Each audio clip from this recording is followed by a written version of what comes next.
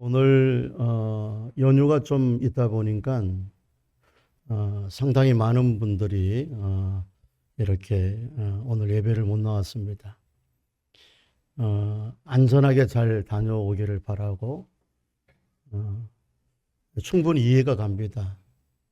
교회 섬기고 하나님 섬기다 보면은 1년 내내 한번 제대로 여행을 가지 못하는 우리 성도님들, 이런 기회를 통해서 한번 이왕 나갔으니까 안전하게 잘 다녀오시길 바라고. 그래도 이런 일들은 1년에 한두 번만 그렇게 하시는 것이 하나님도 이해하시지 않을까. 목사님, 그런 목사님 그렇게 말하면 안 되죠. 이왕 가신 거 어떡하겠어요. 잘 다녀오시고 재밌게 다녀오셔서 또 그 즐거움으로 하나님 잘 섬기면 되잖아요. 그렇게 될 수 있기를 바랍니다. 저는 지난 토요일 날부터 한 주간 동안, 그리고 앞으로도 상당히 그렇게 할 것 같은데, 제가 얼굴을 한 번도 보지 못해서 전혀 모르는 한 젊은 청년을 위해서 기도하고 있습니다. 그 친구는 저희 아들 병욱이하고 함께 대학교에 다녔던 동기인데, 우리 병욱이보다 나이가 2살이 많아서 동기지만 형이라고 부르는 그런 친구입니다. 지난 토요일 날 저희 병욱이가 이제 대학교 동기들을 만나고 이제 왔습니다. 근데 언제나 대학 동기들을 만나고 오면은 기분 좋은 모습으로 오는데, 지난 토요일 날은 얼굴이 상당히 어두운 부분을 차지하고 왔었습니다. 그래서 왜 얼굴이 좀 어두워 보인다? 그렇게 물어보니까 이런 말을 하더라고요. 정말 절친인 그 동기들 몇 명이 있는 그 가운데 그 형이라고 부르는 그 동기도 참 절친인데, 그 형이 고시 공부를 지금 한 3년째 하고 있습니다. 근데 이 고시 공부라고 하는 것이 어떤 고시든, 뭐 행정고시든 사법고시든 아니면 예무고시든, 뭐 심지어 우리 뭐 교사가 되는 그런 고시든, 고시 자체가 다 어려운 거예요. 근데 그 친구는 더 어려운 고시 공부를 하는데 1차에는 합격이 되는데 내리 3년을 2차에 지금 떨어지다 보니까 너무너무 힘들어한다는 겁니다. 근데 그 힘든 정도가 우리가 생각하는 만큼의 당사자가 아니니까 우리는 뭐 그렇게까지 힘들겠느냐 생각할지 모르지만, 저도 재수하고 삼수를 해봐서 떨어짐의 아픔을 압니다.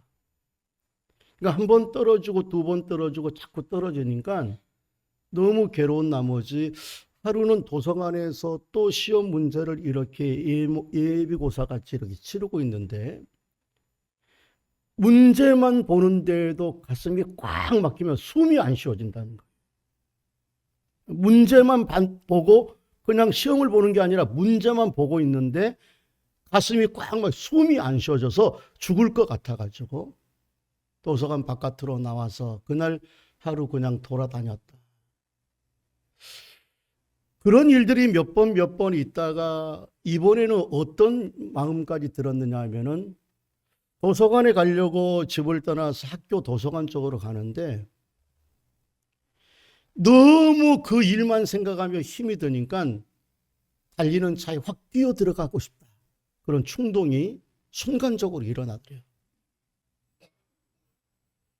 그런 이야기를 하면서 너무너무 힘들어서 무작정 자기 아버지 어머니 뻘 되는 모르는 그냥 지나가는 아주머니 아저씨를 붙잡고 자기의 이야기를 들어달라고 하소연을 그냥 했대요. 근데 그분도 참 감사하죠. 얼마나 이 친구가 힘들면 우리한테 그 하소연을 하겠느냐고 해서 그 이야기를 다 들어주니까, 그 형이라고 하는 친구가 그 이야기를 풀고 나니까 그래도 어느 정도 마음이 가셨다. 그런 얘기들을 했습니다. 제가 그랬어요. 야, 그 형한테 말을 하지. 언제든지 힘들면 내가 필요하면 전화해 달라고. 그렇지 않아도 형이 부르면 언제든지 내가 갈 테니까 형이 힘들면은 꼭 나한테 전화해. 그렇게 얘기했다고 합니다. 제가 그 이야기를 들으면서 마음이 아팠어요. 그리고 다른 한편으로는 너무 걱정이 됐어요. 그 친구가 그렇게 마음 먹는 것들이 또 일어나면 어떡할까 걱정이 돼서 그날부터 오늘 또 제가 그 친구의 이름을 제가 압니다마는 유튜브를 혹시 들을지 몰라가지고 제가 이름은 안 밝히는 그 형을 위해서 기도하고 있습니다. 여러분, 제가 그 친구를 위하여서 기도할 때 기도의 제목은 두 가지였어요. 하나는 하나님 아버지 그 친구에게 은혜를 좀 베풀어 주셔서 이번 2차 시험이 또 6월 달에 있다라고 하는데 그 2차 시험에 꼭 합격 좀 하게 해주세요. 왜냐하면 지금 그 친구를 당장 평안하게 하고 위로를 줄 수 있는 것이 그 합격해 줘야 되기 때문에. 그러나 제가 그 기도만 드리고 끝낼 수가 없었어요. 왜냐하면 인생을 살다 보면 이번 한번 해결된다고 해서 인생이 풀리는 것이 아니라 저와 여러분을 포함한 모든 사람들은 한 고비 넘기면 또 그런 일들 찾아옵니다. 어쩌면 그거보다 더 힘든 일들이 또 찾아올 것인데 그때마다 마음에 불안하고 두려워서 그런 마음을 가지고 있다면 인생을 제대로 살지 못하기 때문에 더 근본적인 것들을 위해서 기도할 수밖에 없었습니다. 그게 하나님 아버지 그 친구가 예수님 알게 해주시고 예수님 믿게 해주세요. 왜? 예수님을 알고 예수님을 믿어야 주님이 주시는 평안함을 누릴 수 있기 때문에.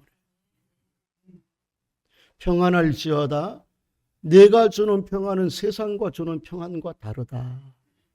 그래서 주님이 부활하신 주님이 만날 때마다 제일 먼저 했던 말, 너희에게 평안이 있을지어다. 여러분, 오늘은 우리가 우리 자녀들을 생각하면서 예배를 드리는 어린이 주일 아침입니다. 제가 이런 질문을 드리고 싶었어요. 만약 하나님이 여러분들의 기도를 두 가지만 들어주신다면 여러분의 자녀를 위하여서 가장 중요한 두 가지를 여러분들은 구할 때 뭘 구하시겠습니까? 여러분의 자녀에게 여러분이 해줄 수 있는 것 한두 가지가 있다면 제일 우선적으로 내 자식을 위해서 해주고 싶은, 주고 싶은 것이 어떤 것입니까? 만약 저에게 물어본다면 저는 하나님 물질도 좋습니다마는 건강도 좋습니다마는 사랑과 명예와 그리고 인생의 성공, 출세하는 것 좋습니다마는 하나님 우리 주연이와 병욱이에게 하나님 평안함을 허락하여 주세요. 저는 평안함 구할 겁니다. 왜냐하면 아무리 돈이 많으면 뭐예요? 아무리 출세와 명예가 있으면 뭐합니까? 마음은 불안한데. 진짜 행복이 뭡니까? 초가산간 집에서 살아가더라도 옛날 어른들이 호롱불을 살아가면서도 마음에는 평안하게 평안함이 있으면 그것이 행복 아니겠습니까? 동의하시면 하면. 그래서 정말 가장 중요한 것은 돈이 아닌 것 같아요. 돈이 있는 사람들 가운데서도요, 불안해가지고요, 정신적인 스트레스 속에서 그 돈이 있는 것들을 누리지 못하는 사람도 있습니다. 건강하고 출세하면 뭐예요? 늘 살얼음판에 올라가는 것처럼 불안하고 마음에는 염려가 돼서 잠을 못 자고. 아니죠. 가난한 새방에서 지하방에서 잔달지라도 억수로 비가 쏟아지고 억수로 일들이 많이 있을지라도 그 마음속에는 이상하게 내가 이럴 때 평안함이 없는데 평안함이 주시는 우리 하나님이 주시는 평화가 있으면 그게 인생의 가장 큰 행복의 낙이고 즐거운 줄로 믿습니다. 그런 의미의 사랑하는 성도 여러분, 여러분에게도 그런 평안이 있기를 주님의 이름으로 축원합니다. 우리 예손교회가 여러분에게도 여러분의 아들, 딸에게도 그런 하나님이 주시는 평안이 가득하시기를 주님의 이름으로 축원합니다. 바로 그런 이야기. 자기 영적인 자식들과 같았던 교인들한테 가장 먼저 평안할지어다. 너에게 은혜와 평안이 있을지어다. 그렇게 말하는 내용이 기록이 됩니다. 오늘 본문에 있는 말씀은 사도 바울. 누구요? 사도 바울이 데살로니가 교회. 어느 교회요? 데살로니가 교회에 편지를 쓰면서 가장 먼저 중요하고 그들한테 주고 싶은 우리 하나님과 주 예수 그리스도로 말미암아 너에게 은혜와 평강이 있을지어다. 그런 이제 이야기하는 내용이 기록이 됩니다. 지금 우리가 본문을 읽었던 이 데살로니가 후서는 지금 데살로니가 전서입니까? 데살로니가 후서입니까? 후서예요. 데살로니가 후서는 이미 사도 바울이 한 번 데살로니가 교회에 썼던 첫 번째 편지인 데살로니가 전서를 쓰고 나서 채 1년도 안 된 채 한 번 더 쓴 두 번째 편지가 데살로니가 후서예요. 그러니까 데살로니가 전서를 쓰고 난 다음에 아직 1년이 안 됐어요. 그런데 또 1년이 안 됐는데 데살로니가 교회에게 편지를 쓰면서 은혜에게 평강이 있을지어다 라고 말하는 것을 보면서 저는 사도 바울에게는 여러 교회, 소아시아 7교회를 자기가 개척한 교회고 유럽의 5교회를 개척한, 그래서 총 12개의 교회를 개척한 사도 바울에게 있어서 유독 사도 바울이 사랑하고 관심을 가지고 있는 교회가 데살로니가 교회였구나. 왜냐하면은 지금처럼 편지를 쓰면은 우체국 집중국에 가가지고 모여가지고 오토바이를 타든지 무슨 택시를 타든지 아니면은 비행기로 보내든지 송달을 해가지고 편지를 한 일주일 만에 아니면 한 달 만에 받을 만한 그런 때가 아니에요. 그때는 다 사람이 인편으로 아시아에서 유럽으로, 유럽에서 아시아에서, 동유럽에서 서유럽으로 이렇게 먼 길을 배 타고 그리고 말 타고 그리고 걸어서 가는 그런 곳인데 한 번 편지를 써서 데살로니가 교회에 보내었으면은 또 1년 만에 보내기가 굉장히 어려운 거예요. 그런데 인편에 써가지고 누구한테 보내느냐 하면은 다른 자기의 제자들을 향해서 사람한테 보낼 정도로 한다면은 얼마나 데살로니가 교회를 사랑했는가. 왜냐하면은 안 보면 자꾸 생각나는 거예요. 데살로니가 교회.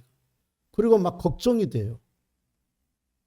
그 친구를 생각하면 걱정이 돼서 제가 기도하는 것처럼 데살로니가 교회만 생각하면은 너무 생각나고 걱정되고 어떻게 지낼까 막 이런 염려가 되니까 1년도 안 돼서 또 편지를.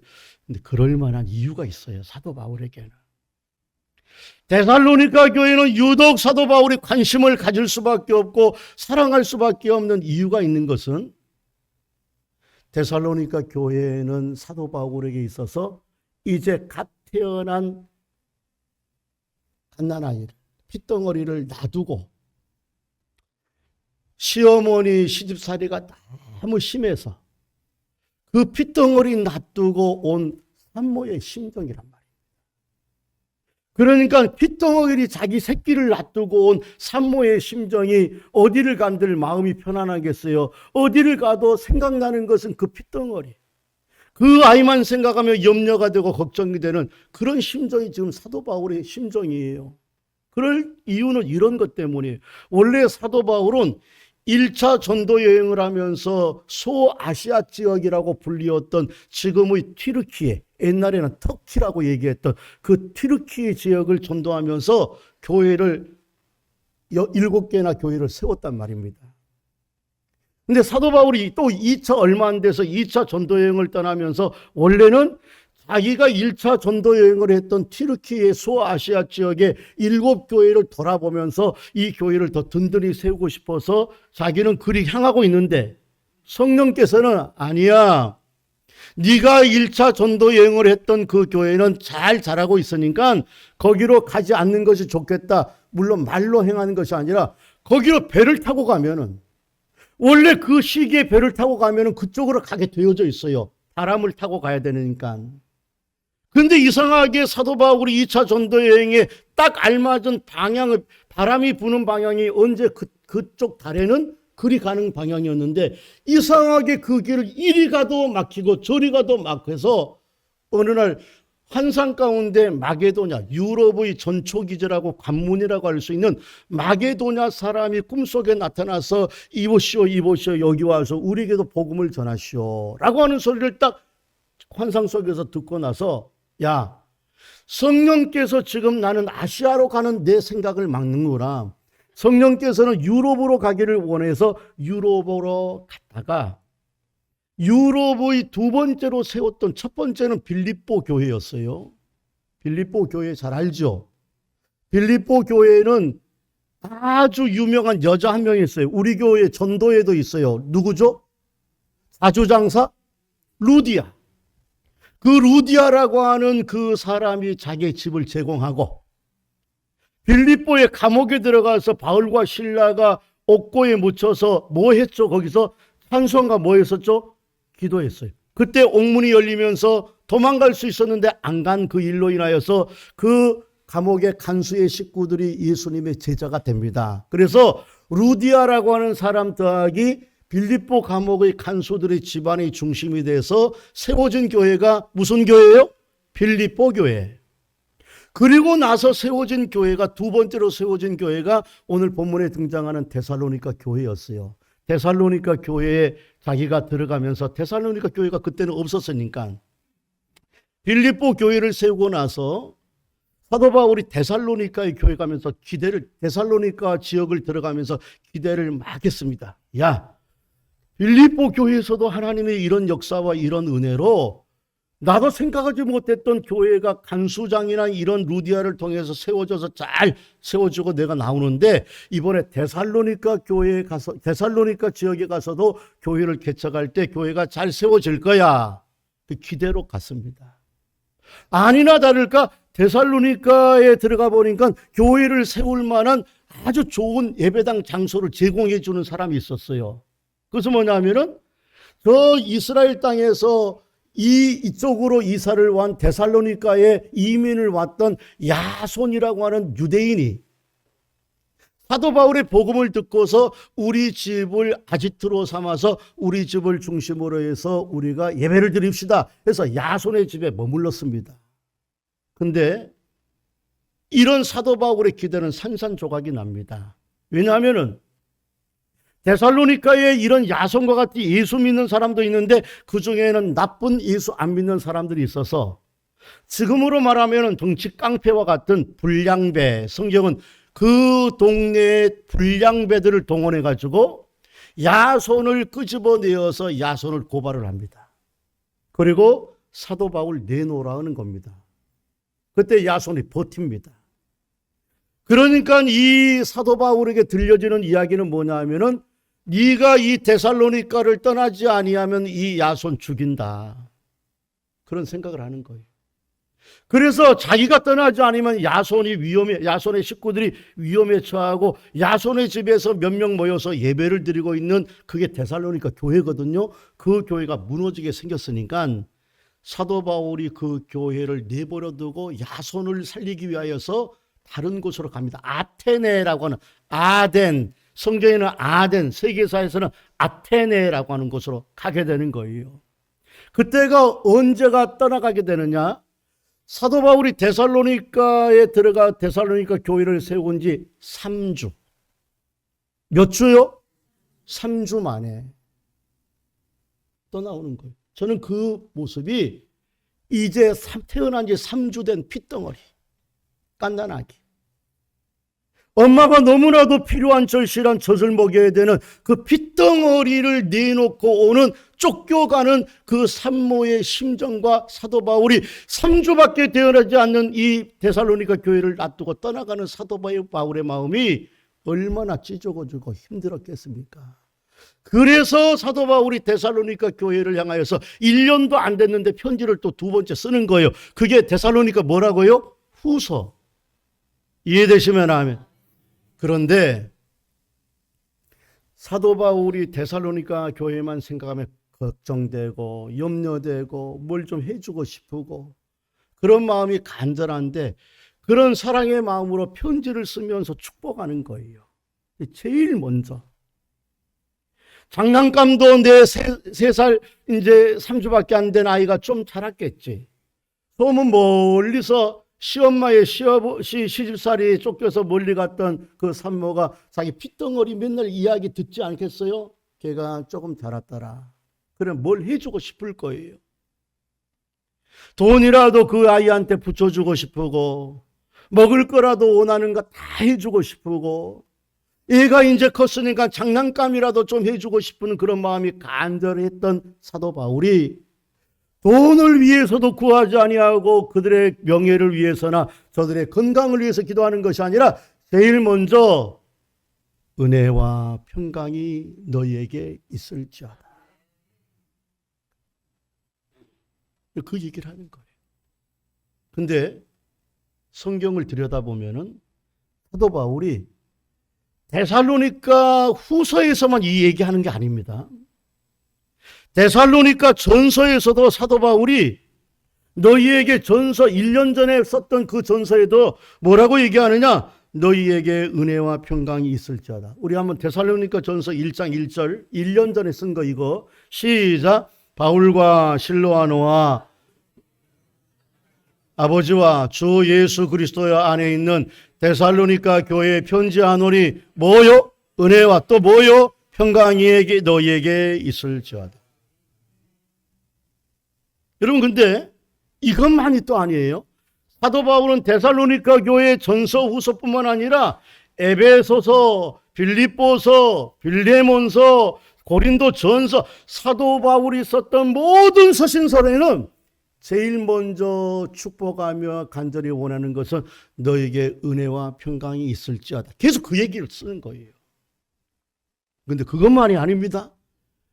사도 바울만이 너희에게 은혜와 평강이 있을지어다라고 말하고 쓰는 것이 아니라 베드로 사도도 베드로 전서를 쓸 때에도 너희에게 은혜와 평강이, 베드로 후서를 쓸 때도 은혜와 평강이. 그러니까 사도 바울도 베드로도 야고보 사도도 모든 사도들이 이야기할 때마다 가장 먼저 제일 먼저 말하는 것은 너희에게 은혜와 평강이 있을지어다. 우리 베드로전서 1장을 볼까요?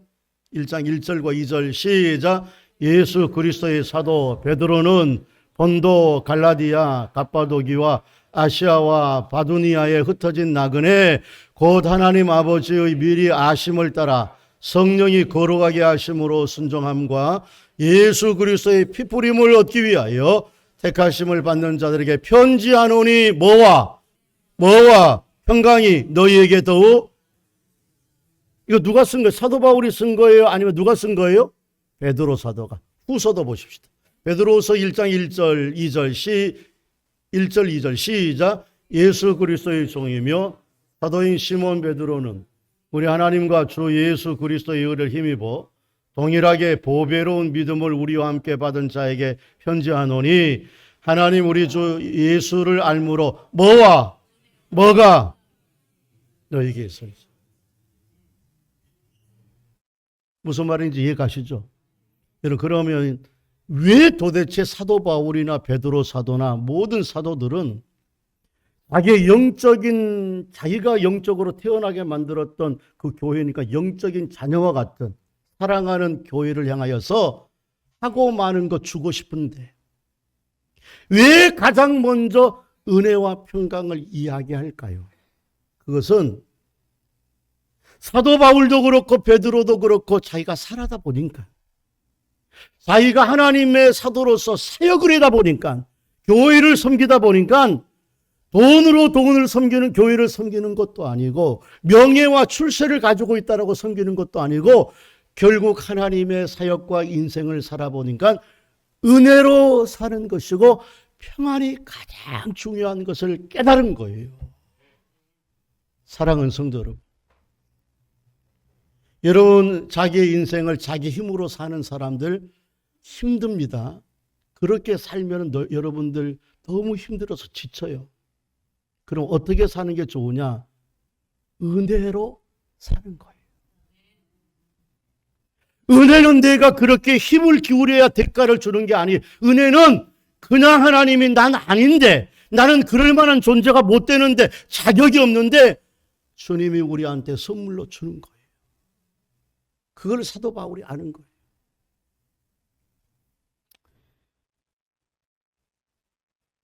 여러분, 저는 얼마 살지 않았습니다. 여러분 어르신들에 비하면은 뭐 이제 아주 새끼 목사잖아요. 새끼 목사. 그죠? 이제 60 하나니까. 어른들에 비하면은 새끼죠. 여러분 그러나 목사 새끼는 아닙니다. 목사 새끼 그러는 거 목사 새끼 아니에요. 새끼 목사예요. 여러분 조그마한 인생을 살아도요. 돌이켜보면 은혜였어요. 우리 교회에 담임 목사로 오는 것도 올 수 없었는데 주님이 은혜로 오게 해주셨어요. 여러분들 앞에 말실수도 많고 실수도 많고 그렇게 뛰어난 능력이 있는 사람이 아닌데도 우리 교회에서 지금 24년째 목회를 하는 것도 여러분들이 그냥 받아주신 은혜예요. 조건으로 따지면 여러분 그렇게 못하죠. 은혜죠. 사도 바울과 베드로가 그걸 아는 거예요. 살아보니까 은혜로 사는 것이 정말 복이구나. 사랑하는 성도 여러분, 우리 예손교회도 은혜와 평강이 있기를 바랍니다. 여러분의 가정에도, 여러분의 일터에도, 사업에도, 그리고 가장 사랑하는 여러분의 자녀에게도 하나님의 은혜로 주시는 평안함이 가득하기를 주님의 이름으로 축원합니다. 그러면 살아요. 괜찮습니다. 은혜 받으면 살아요. 은혜 받으면 평안으로 사는 겁니다. 여러분 우리는 세상에서 이런 말 자주 듣습니다. 야야, 세상은 공짜 없다. 네가 한 번 주면 너도 한 번 받고, 네가 한 번 받으면 너도 한 번 주고, 세상은 말이야 기브 앤 테이크야. 일방적으로 뭐 그렇게 되는 거 없는 거야. 세상 공짜 없다. 이런 말 잘 듣습니다. 여러분 그래요? 정말 공짜 없습니다. 여러분 누군가가 나한테 한 번 사고 두 번 사면요, 그걸 계속 얻어먹기만 하면요, 저 사람 양심 불량한 사람 왕따 당합니다. 여러분 그러지 마세요. 교회에서도요, 누가 여러분 막 좋다고 사주더라도요, 한 두 번, 세 번 얻어먹으면요, 한 번 사주세요. 그래야지 여러분 왕따 안 당합니다, 교회에서. 저도요, 이 집, 저 집 돌아다니면서 얻어먹습니다. 여러분, 그래도 저도요, 많이 먹어도요, 입 싹 닦는 목사 아닙니다. 저도 웬만하면 한 번쯤은 사는 사람입니다. 왜요? 그래야 왕따 안 시키고 먹을 때 데려가니까. 여러분 세상은 공짜 없는 거예요. 여러분 세상에 요즘 노동절이잖아요. 어저께가 노동절이었습니까? 노동절 이렇게 하고 그런 이 노동 5월달을 기점으로 해서 노동운동을 많이 합니다. 투쟁 많이 합니다. 그게 뭐냐면은 월급 인상해주고 수당 올려달라고 하는 단합을 하는 쟁의 투쟁을 하는 거예요. 여러분 그 세상에 왜 노동 투쟁을 하고 이렇게 노동 협상을 합니까? 그 말은 무슨 말? 내가 한 대가에 대해서 정당한 대가를 지불해 달라는 거예요. 내가 이만큼 조건적으로 해주잖아. 내가 그럴 만한 조건이 되지 않느냐. 그거 받을 만한 조건 되지 않느냐. 당신네들 CEO들과 당신네들 중역들은 이렇게 많이 가는데 당신네들보다 우리가 더 노동을 많이 하는데 우리 노동은 왜 이렇게 적게? 우리는 그럴 만한 자격 있다? 대가 좀 달라. 그게 노동운동이에요. 그렇게 해줘야죠. 세상은 대가를 지불하는 겁니다. 그러나 우리는 사는 방법이 세상의 조건과 그것에 대한 대가를 지불하는 그 조건으로 사는 것이 아니라 은혜의 법칙으로 교회에서는 살아가는 거예요. 그래서 우리들도요, 뭐 대가 안 바르고 하는 것들 많습니다. 대가 안 바르고 헌금도 드리는 것이고요. 대가 안 바르고 교회에서 봉사도 하는 거예요. 여러분, 우리 교회 봉사하는 분들에게 만약 나 이렇게 교회 위해서 봉사하니까 대가 주세요, 그러면 교회가 굉장히 힘들고 여러분들도 하나님 나라에 들어가서 받을 상급도 없을 겁니다. 왜? 세상의 법칙이니까. 아니, 교회는 우리가 하나님의 대가 없는 은혜를 많이 받았으니까 나도 주님을 위해서 주님의 교회를 섬긴다, 그런 거예요. 여러분, 은혜가 뭡니까?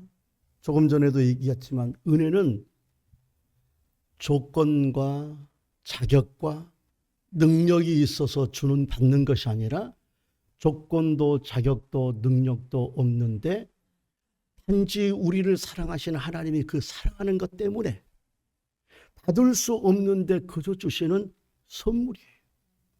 그게 구원이에요. 정말 은혜는 뭐냐 하면은 내가 하나님의 자녀가 될 수 없는 자격도 능력도 조건도 안 되는 지지리도 못 나고 죄라고 하는 죄들은 생각 속에서 얼마나 많은 죄를 짓고 하나님 앞에 한번 따져보면은요, 우리가 하나님의 진노받아 마땅할 죄인이지만 우리 대신 독생자 예수 그리스도를 죽이셔서 그 예수를 믿기만 하면은 그 믿는다는 것 하나 때문에, 주님이 사랑한다는 것 하나 때문에 우리를 용서해 주시고 죄도 다 가리워 주는 것, 그게 은혜인 줄로 믿습니다. 여러분, 구약의 사람들 가운데서 그렇게 은혜를 살았던 대표적인 두 사람이 있다면 아브라함과 이삭일 겁니다. 아브라함과 이삭에 대해서 사도 바울은 로마서에서 이렇게 말을 해요. 아브라함도 은혜로 살았던 사람이지 조건으로는 형편없었다. 이삭도, 우리가 그렇게 좋아하는 이삭도 자기가 행해서 용서받은 거 아니라 은혜로 용서받았다. 그것을 사도 바울은 로마서 4장 2절과 8절에서 이렇게 말합니다. 먼저 한 절 한 절씩 제가 한번 설명을 할 때 2절 같이 읽게, 시작. 만일 의롭다 하심을 받았으면 자랑할 것이 있으려니와 하나님께, 적어보세요. 만일 아브라함이 행동으로 자격이 있어서 의롭다 하심을 받았으면 자랑할 것이 있다. 그런데 아브라함이 하나님 앞에서 자랑할 것 있다고요, 없다고요? 없다고요. 그 말은 뭡니까? 행한 거 있다고 합니까? 없다고 합니까? 없다. 자격이 되고 조건이 돼서 그런 거 아브라함이 의롭게 된 것이 아니라 의롭게 된 것도 하나님이 거저 주시는 선물이에요. 그 다음에 3절이요. 성경이, 시작. 성경이 무엇을 말하느냐? 아브라함이 하나님을 믿음에 그것이 그에게 의로, 아브라함이 한 게 하나도 없어요. 그냥 하나님이 이루신 것을 그냥 믿었을 뿐이에요. 그 다음에 4절이요.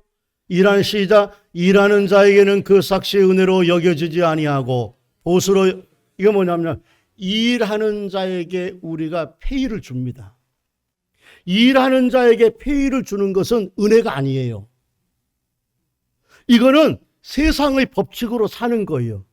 이해 가시죠? 그러니까 일하는 자에게 그 삭은 은혜가 아니다. 보수다. 그 다음에 5절, 시작. 일을 아니할지라도 경건하리 아니한 자를 의롭다 하시는 이를 믿는 자에게는 그의 믿음을 일을 안 했어요. 경건하지도 아니했는데 그 사람을 의롭다 했는데 그 사람이 누구냐? 아브라함이라는 거예요. 이해 가십니까? 그러니까 아브라함이 의롭게 되어서 하나님의 자녀가 되고 믿음의 자녀가 된 것은 조건이에요, 은혜예요? 은혜였다. 여러분, 우리도 그 은혜의 사람인 줄로 믿습니다. 그 다음에는 이제 다윗 얘기를 하는 겁니다. 5절, 6절 시작. 일한 것이 없어 하나님께 의로 여기심을 받은 사람이 보게 대하여 다윗이 말함. 그러니까 다윗이 일을 했다는 거예요, 안 했다는 거예요? 아무리 그가 착하게 살았다 할지라도 하나님 보시기에는 그는 죄인이에요. 은혜로 의롭다 하심을 얻어. 7절과 8절 다 같이 읽겠습니다. 시작. 불법의 사함을 받고 죄가 가리움을 받는 자들은 복이 있고 주께서 그 죄를 인정하실 사람은 복이 있도다 함과 같다. 여러분 다윗이요, 사울보다 더 나쁜 놈입니다. 사울은 간음 안 했습니다. 유부녀를 간통하지 않았습니다. 그리고 살인하지 않았습니다. 그러는 다윗은 유부녀 우리아의 아내를 범했습니다. 되게 나쁜 사람입니다. 그리고 우리아를 죽였습니다. 그런데 성경은 그 죄와 다윗의 허물을 다 가리워줬다는 거예요. 그것은 뭘 해서 가리워진 것이 아니라 하나님이 다윗을 사랑해서 허물과 죄를 인정 안 해주고, 그거 인정 너 죄 있다고 나 인정 안 해줘 라고 하면서 가리워줬다는 거예요. 여러분, 우리도 안 그래요? 우리도 얼마나 죄를 많이 받았어요. 그런데 우리를 가리워 주셔서 오늘 예배당에 나와서 예수 믿고 하나님의 자녀가 된 것은 우리의 행위와 조건과 능력이 아니라 하나님의 은혜인 줄로 믿습니다. 여러분, 구약에서 대표적인 사람이 누구라고요? 아브라함과 다윗. 그러면 신약에서, 신약시대, 지금 우리가 신약시대를 살아가고 신약을 성경 이야기한 사람들이 많잖아요. 신약시대에 가장 은혜 받은 사람, 가장 큰 은혜를 받은 사람은 누구겠습니까? 사도? 또? 네? 우리입니다. 그래서 성경은 우리가 받은 은혜를 뭐라고 얘기하느냐면 은혜 위에 은혜로다. 아브라함이 받은 은혜보다 더 위에 있는 은혜로다. 그리고 우리를 향하여서 그리스도 예수의 이름으로 담대히 은혜의 보좌 앞에 나간다. 지난 한 주간도 뻔뻔하게 살아갔던 우리, 지난 한 주간도 하나님을 위하여 살아가는 것은 조만큼이고 나를 위해서 죄를 향하여서 했던 것이 많이 있는데도 하나님의 전에 올라오면서 벌벌 떨지 아니하고 오히려 담대하게 나와서 큰 소리 뻥뻥 치면서 찬송을 부르고 하나님 앞에 아멘 하면 할 수 있는 이 큰 은혜의 보좌 앞에 나은 것은 하나님의 은혜 위에 은혜를 받은 우리에게 주신 하나님의 은혜인 줄로 믿습니다.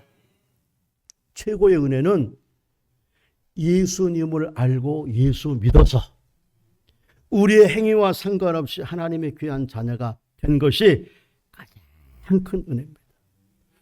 요한복음 1장 14절, 15절, 16절에는 그래서 이렇게 기록을 해요. 그게 우리가 예수 믿는 것이 얼마나 큰 은혜인가를 우리 14절, 15절, 16절, 제가 14절부터 한번 끊어서 읽겠습니다. 시작. 말씀이 육신이 되어 우리 가운데 거하심에 우리가 그의 영광을 보니 아버지의 독생자의 영광이요 은혜와 진리가 충만하더라.